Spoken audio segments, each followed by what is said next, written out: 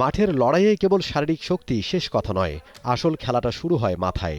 আর তাই বাংলাদেশ হকি ফেডারেশনের উদ্যোগে হকি খেলোয়াড়দের জন্য অনুষ্ঠিত হয়ে গেল বিশেষ mental performance workshop train your mind. খেলা চলাকালীন মানসিক চাপ সামলানো, আত্মবিশ্বাস ধরে রাখা এবং মনোযোগ ধরে রাখার কৌশল নিয়ে আলোচনা করেন দেশের দুজন স্বনামধন্য সাইকোলজিস্ট। তাদের মতে আধুনিক ক্রীড়া জগতে সফল হতে হলে মানসিক শক্তি বাড়ানো এখন আর বিলাসিতা নয়, বরং সবচেয়ে বড় প্রয়োজন।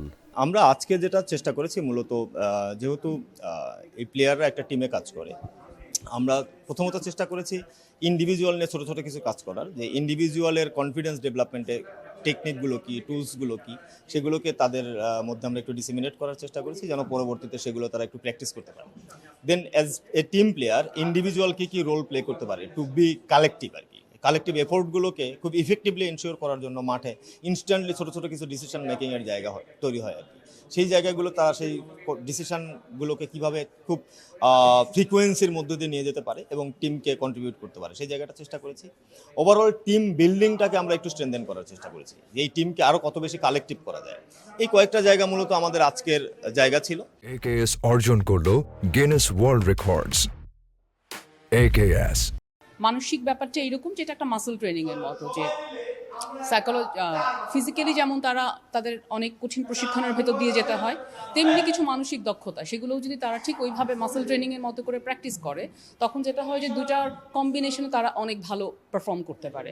এবং প্লেয়ারদেরকে এই জিনিসটা আসলে এটা বাইরের দেশে অলরেডি আছে, স্পোর্টস সাইকোলজিস্ট বা স্পোর্টস যারা আছে তাদের যেমন একটা মানসিক একটা স্বাস্থ্যের যে যত্নটা, সেই জিনিসটা যেমন বাইরে আছে, আমাদের এখানে এটা একটা পজিটিভ সাইড।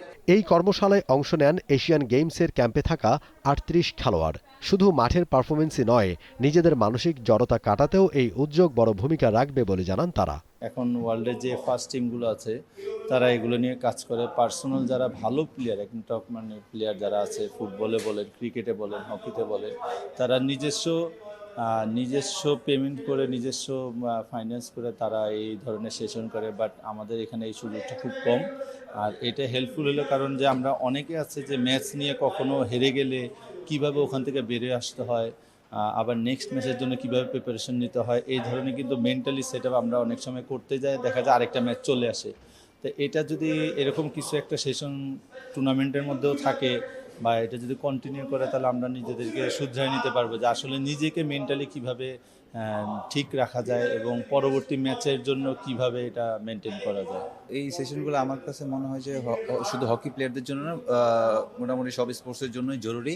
আর এটা আমরা খুবই এনজয় করছি, কারণ হচ্ছে ওনারা আজকে আমাদের যা শিখিয়েছেন বা যা বুঝিয়েছেন যে একটা টিম গেম কিভাবে খেলতে হয়, একটা লিডারশিপের কি স্টেপ থাকা দরকার, একটা লিডারশিপের লিডার একজনকে মেনে সামনে এগোলে টিম কতটা পজিটিভ রেজাল্ট করতে পারে, এগুলো নিয়ে উনি আমাদের সাথে কথা বললো। তারপরে আরও বেশ কিছু এক্সপিরিয়েন্স আমাদের সাথে শেয়ার করেছে, যেগুলো হচ্ছে মাঠের ভিতরে আমরা খুব তাড়াতাড়ি কীভাবে কুইক রিকভারি করতে পারবো। অনেক সময় দেখা গেছে যে আমরা খেলতে খেলতে অনেক মিস্টেক করি, ওই মিস্টেকগুলো নিয়ে আমরা চিন্তা করতে থাকি ইনসাইড ফিল্ড। তো এইগুলা চিন্তা করলে আমাদের মিস্টেকগুলো আরও বেশি হয়। তো আমাদের আজকের ক্লাসে এইগুলাই শেখানো হয়েছে যে ওই চিন্তাধারণা থেকে কিভাবে বের হয়ে আসা যায়, কিভাবে খুব শর্ট টাইমে বের হয়ে এসে আবার নিজের যে ভালো যে পারফরমেন্সটা ওইটা আবার শো করা যায়। সো আমার কাছে মনে হয় যে এটা আসলে সব স্পোর্টসের জন্যই খুবই উপযুক্ত। সত্যি বলতে গেলে একটা স্পোর্টসের জন্য মেন্টালি হেলথের জন্য এটা অনেক ইম্পর্টেন্ট। অ্যান্ড আমি মনে করি পার্সোনালি দরকার আমাদের, কারণ এরকম সেশন আমরা আগে কখনো পাই নাই, এটাই ফার্স্ট হচ্ছে এবং আমরাও এক্সাইটেড যে করতেছি জিনিসটা। কারণ একটা প্লেয়ারের মেন্টালি সব কিছু এত চাপ নিয়ে খেলতে হয়, এত কিছু নিয়ে খেলতে হয়, আমরা নিজেরাও জানতাম না।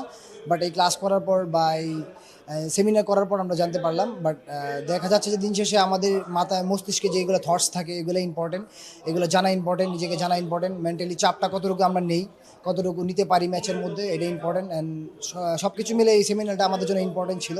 অ্যান্ড আমরা এনজয় করতেছি, আর অনেক কিছু শেখার ছিল, অনেক কিছু শিখলাম নতুন করে। অ্যান্ড ভালো লাগতো সব কিছু মিলে। স্বপ্ন নয়, এবার ইতিহাস, এই স্লোগানকে সামনে রেখে বাংলাদেশ হকি এগিয়ে যাক এক নতুন দিগন্তে। সেখানে শারীরিক সক্ষমতার পাশাপাশি বুদ্ধিমত্তা আর মানসিক দৃঢ়তায় বিশ্বমঞ্চ জয় করবে লাল সবুজের প্রতিনিধিরা। Momin Rohan, T sports, Dhaka. For more updates, subscribe to our YouTube channel and click on the bell icon. Follow us on Facebook and Instagram.